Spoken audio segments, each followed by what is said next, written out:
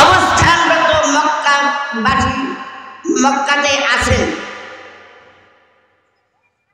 একদল উড়ন্ত পাখির ন্যায় মদিনায়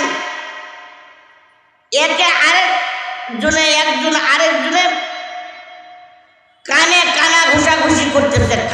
কান মানে ফুসলাইয়া কানে কান ঘুষাঘুষি, মানে আল্লাহ রসুলকে নিয়ে মানে কানা ঘুষা করতেছে। এই কানা ঘুষা করা শুনতে কয় যে মক্কার একজন লোক আছে, সেই লোকটির নাম হলো মুহাম্মদের একটা দল আছে। এই দল বল সহকারে খালি মানুষে খালি মানে মারে কাঁধে কতল করে এই এক দল মুহাম্মদের সাথে আছে আর থাকে। কয়েকদিন পরেই নাকি মদিনাতে এসে মুহাম্মদ নামের ব্যক্তিটা মদিনাতে আসবেন। আর একেবারে জীর্ণ শীর্ণ একটা ঘর, এই ঘরে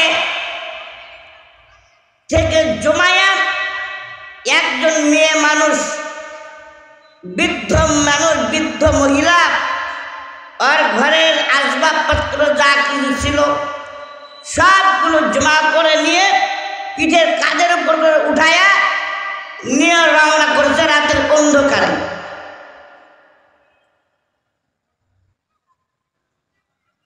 রাতের অন্ধকারে এই মেয়ে মানুষটি যাচ্ছেন। হয়তোবা দুই একদিন পরেই মুহাম্মদ আসবে, আসলে তো আমাদের বাঁচার কোনো উপায় নাই। এই নিয়ে পথ ধরতে পথ চলা শুরু করছে। সম্মানিত আমার ভাইয়েরা, একবারে সিম্পল, শুধুমাত্র অল্প কথার ভিতর দিয়ে আপনাদের কাছ থেকে বিদায় হওয়ার চেষ্টা করব। ওই বৃদ্ধা মহিলার কাছে পুটলা নিয়া যেই পথ দিয়ে রওনা করছে, এই পথ দিয়াই আল্লাহর নবী সাল্লাল্লাহু আলাইহি ওয়াসাল্লাম ওই পথ দিয়ে রাসূল চলাচল শুরু করছে, অর্থাৎ যাওয়া শুরু করছে। জোরে জোরে বলুন সুবহানাল্লাহ। সম্মানিত আমার ভাইয়েরা, একবার ওই পথের মাঝের ভিতরে গিয়া ওই বৃদ্ধ মহিলা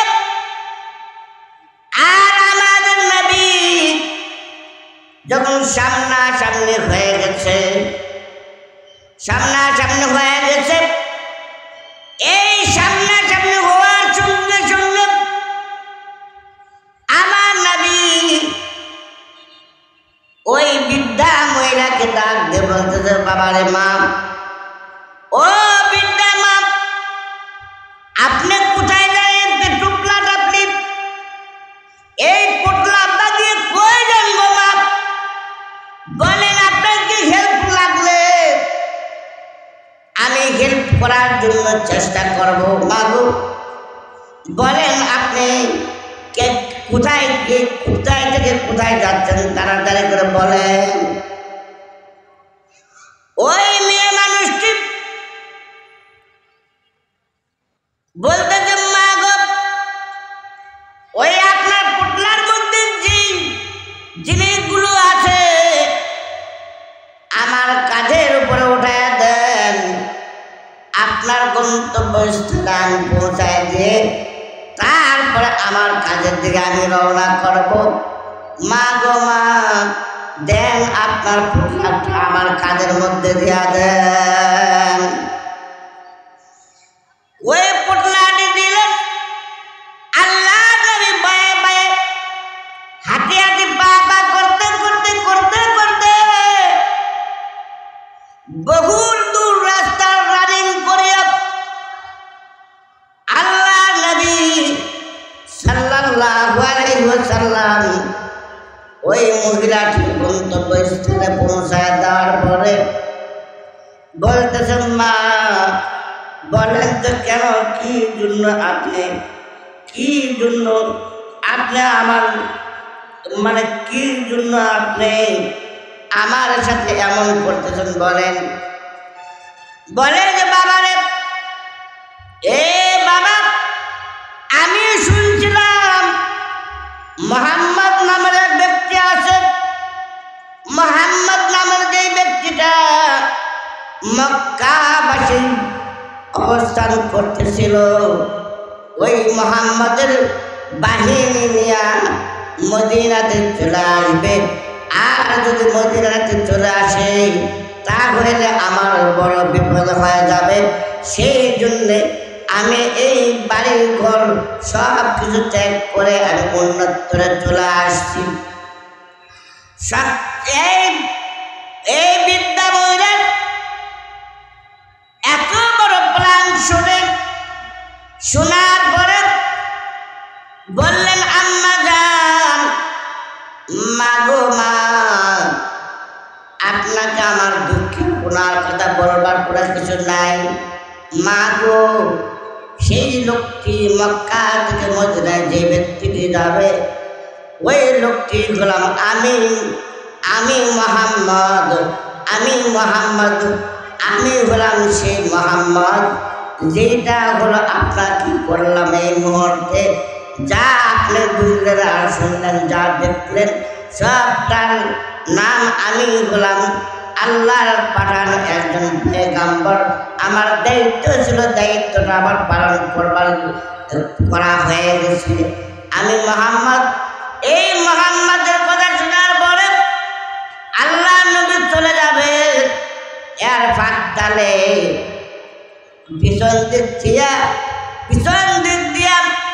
ওই বিদ্যা মহিলা ডাক দে, বলে, বাবা রে, এ বাবা, তোমার সম্পর্কে অনেক ধারণা খারাপ ছিল, অনেক, কিন্তু আমার ধারণা খারাপ ছিল।